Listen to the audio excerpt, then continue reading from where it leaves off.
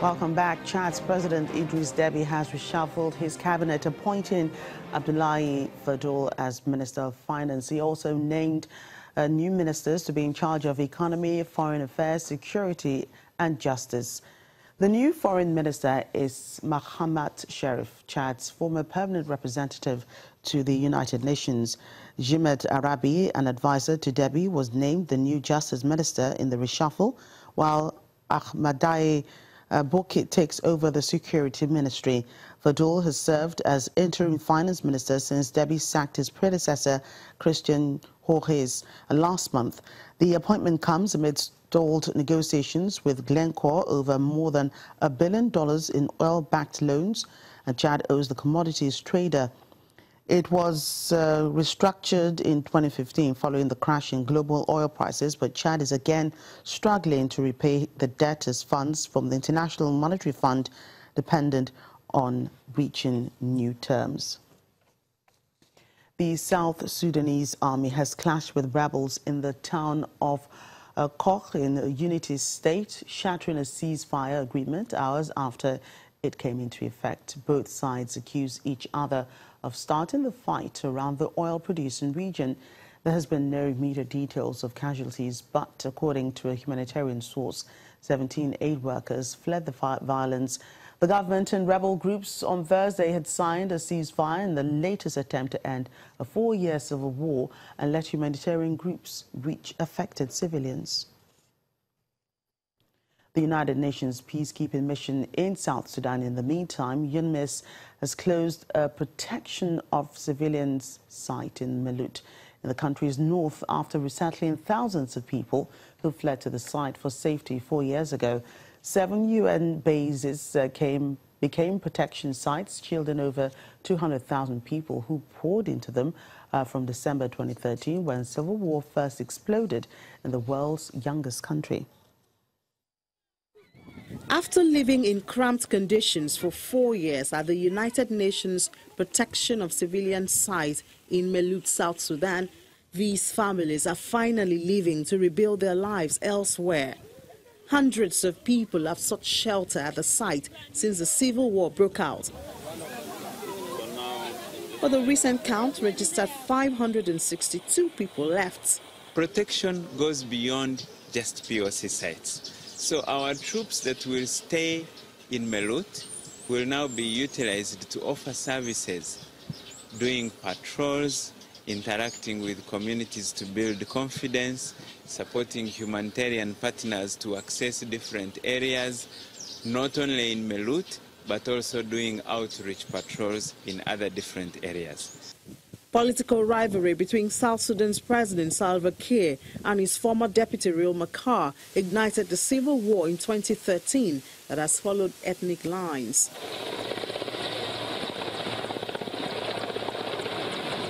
The two signed a shaky peace deal in 2015, but fighting has refused to abate. Machar fled in July after days of clashes between soldiers loyal to him and Kiir's forces in the capital, Juba. There are reports he is now in South Africa. As security improves, many who once lived here express their desire to return to their homes. We're looking at every camp individually to see if the conditions allow people to go back. They have to go back voluntarily, they obviously have to go back safely, but where those conditions are present, then we will try and get people back to their own homes. Camps are not a good place to bring up children to be seen as a long-term option. They can only be a temporary option. Protecting civilians is primarily the responsibility of South Sudan's government, but in many cases, people have fled from security forces, accusing them of committing atrocities. The United Nations Protection Site have been shielding over 200,000 people at 7 locations across South Sudan. Well, it's a different scenario in the Republic of Congo, where the government has agreed to a ceasefire with rebels in the southeast region of Paul, halting a 15-year conflict the rights groups say has cost dozens of lives and forced 10,000s to flee their homes.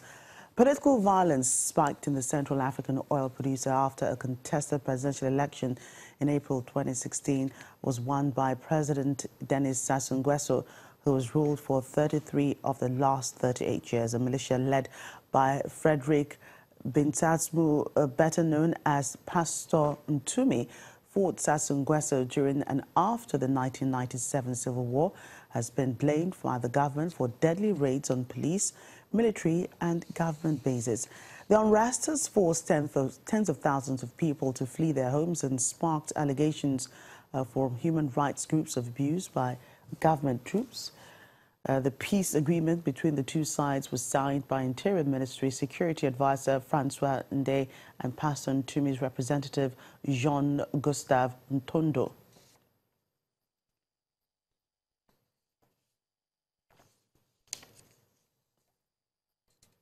Well, Egypt's Foreign Minister Sameh Shoukry is due to visit Addis Ababa next week for talks with his Ethiopian counterpart to end a standoff over a multi-billion-dollar dam project in the Nile River. The dispute also involves Sudan, and it centers on control of a share of the waters of the Nile that stretches from Lake Victoria to the Mediterranean. Cairo says the dam would threaten water supplies that have fed Egypt's agriculture and economy for thousands of years. But Ethiopia says the Grand Renaissance Dam, which it hopes will help make it Africa's largest power exporter, will have no major effect on Egypt. It accuses Cairo of flexing its political muscle to deter financiers of other Ethiopian power projects. Sudan and Ethiopia had expressed concern over several points, especially the proposed baseline from which the study would measure the dam's impacts.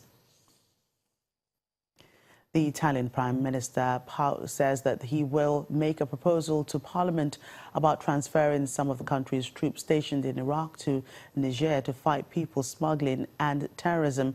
He did not specify how many people would be sent to Niger, but local media reports suggest the contingent will be at least 470 as part of a commitment made to French President Emmanuel Macron.